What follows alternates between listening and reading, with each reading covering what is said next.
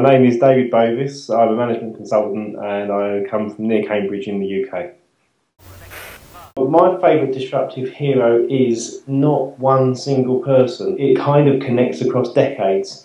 I met a lady once who was a counsellor helping people in marriage relationship problems, and we got chatting and she told me to read I'm OK, You're OK by Thomas Harris, and that kind of set me off on a mission to read everything I could get my hands on about psychology. So many different people, you go back thousands of years, from Lao Tzu to Plato, who were struggling with the same kind of realisations, from the elephant and rider analogy from Buddha, or the two horses, the black nag and the white stallion and the charioteer from Plato. Everybody for thousands of years has been trying to struggle with understanding the human mind and the brain, how it works. So for me, a disruptive hero is a combination of the little bits of information of very many people from thousands of years that have come together for myself to make a realisation. It's that realisation of knitting things together that's become the hero in my life, I guess, rather than it being any one person having put it together before. If you understand what your personal perceptions of goodness are, then you can realise that all your behaviours are fundamentally related to that. I guess the area that it has the most direct impact on is my approach to parenting, because the children are in my life are the people that I'm closest to that I know will be most affected. My children are 6 and 7 at the moment, so all of this has affected me and my behaviours as a parent. I don't swear, I don't drink, I eat healthily, I only eat whole foods, I go to the gym. It's the only pastime I have outside of the family, because I want to lead by example, because I know that's the only way that you can affect change in somebody else, is by demonstrating the things that you believe to be good, right and proper. And you know, it goes back to thought, word, deed, doesn't it? A very biblical kind of observations around psychology. So I've changed my approach to parenting. And my children, I hope, are benefiting from that. My favourite disruptive change is really going back to the data that came out of Professor Gould's experimentation around neuroscience, and neurogenesis particularly, the growth of new neurons from stem cell-like brain cells called progenitor cells, which allow, you know, the old dying off new axons and dendrites to be replaced by new ones. And to reintegrate and re-establish new relationships to the other neurons that currently exist. It's very much a social network inside our heads. So chalkboard type education doesn't really work, you know, and you can see it from a neural growth point of view. So what the world of neuroscience is doing has the potential to become a disruptive force in the future. Who's the big man? Dr. Ackoff in systems.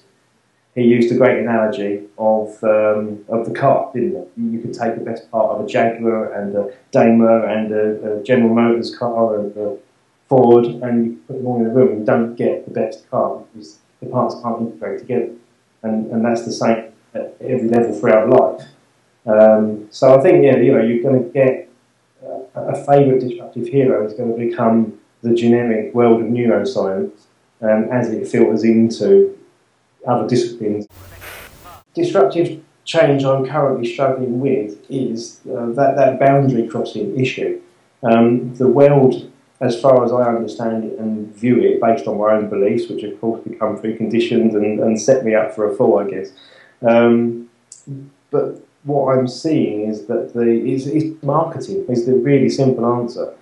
The marketing approach that has flooded the world market, you know, no matter what culture, creed or heritage you've got, whether it's in the States, China, Southern America, you know, or the UK and Europe, there's a level of simplicity that has been pushed and forced onto the market. The simple approach isn't sufficient. It's about working your way through the complex to a point that you've been able to comprehend the whole and then see the simple way forwards.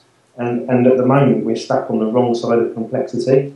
So I know through 20 years, 26 years of industrial experience all across Europe and the UK, working at all different levels in a business, from shop floor to boardrooms, talking to CEOs and shareholders and investors, that the buzzwords that they say they want and require, like engagement and sustainability, come from a knowledge of complexity that allows them to act simplistically on the opposite side.